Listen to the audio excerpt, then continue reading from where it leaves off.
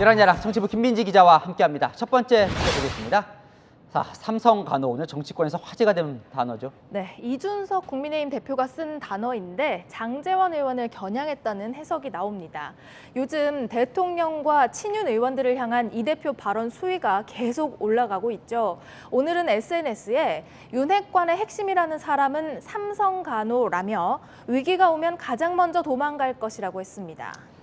자, 먼저 이 삼성 간호 뜻부터 살펴볼까요? 네, 이게 삼국지에서 나온 말인데요. 여포가 정원과 동탁 등 여러 명을 양아버지로 섬겼던 것을 두고 장비가 성을 3개 가진 종이라고 비하하면서 쓴 말입니다. 그러니까 이제 자주 주군을 바꿨다는 얘기인데 저 말이 장제원 의원을 지칭한다고 보는 이유는 뭔가요? 장 의원이 지난 2017년 대선에서요. 후보 3명을 밀었던 것을 빗댄 거라는 관측이 나옵니다. 반기문 전 총장은 우리 미래 세대에게 큰 희망이 될 것입니다. 이 젊음의 힘으로 유승민을 새로운 대한민국의 첫 대통령으로 만들어 주십시오, 여러분. 다른 정당을 떠나 자유한국당 홍준표 후보를 지지하기 위해 이 자리에 함께 하고 있습니다. 장제원 의원은 이 대표 오늘 글에 대해서 뭐라고 합니까? 장 의원은 별다른 대응을 하지는 않겠다는 입장입니다. 그러니까 어쨌든 이제 이 대표 말은 노비에 이제 비유를 한 건데요. 자, 간장도 있었고 양두구용 뭐 게장수 뜻도 있었고 점점 이 비유가 좀 거칠어지긴 합니다. 네, 그러다 보니까 당내의 이준석 대표 우군들도 뭔가 좀 부담스러워하는 분위기입니다.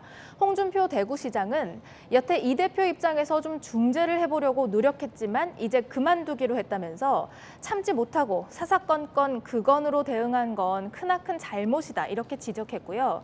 또 친이준석계로 불려온 정미경 최고위원도 이제는 당대표로서의 손을 놓을 때라면서 자제를 촉구했습니다. 네, 다음 주제 보겠습니다. 민영배 무소속 의원 위장 탈당이 아니라 희생 탈당인가요? 친 이재명계 인사들에 따르면 그렇습니다. 박찬대 의원은요, 검수완박 법안 추진 당시 탈당한 민 의원에게 당이 보상을 해줘야 된다 이렇게 말했습니다.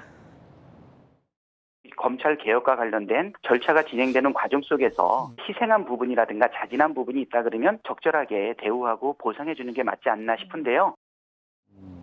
여기서 보상이라는 건 복당을 말하는 것 같은데요. 이재명 의원도 뭐 반대를 하는 것 같진 않아요. 네, 그 평가가 엇갈린다고 하면서도 복당에 힘을 실었습니다.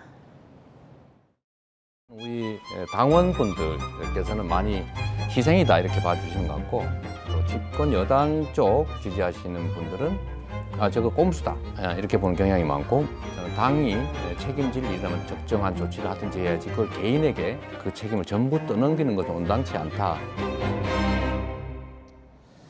지난달인가요? 이재명 의원이 광주에 갔을 때 저렇게 민영배 의원이 동행한 거 무관치 않을까요? 민 의원 지역구가 광주이긴 하지만 그때도 이 복당을 염두에 둔 행보 아니냐는 해석이 나왔습니다. 그래도 복당이 이 중도층 여론 생각하면 좀 부담도 될 텐데요. 지난달 민주당 싱크탱크인 민주연구원에서 발간한 6.1 지방선거 평가 보고서를 보면요.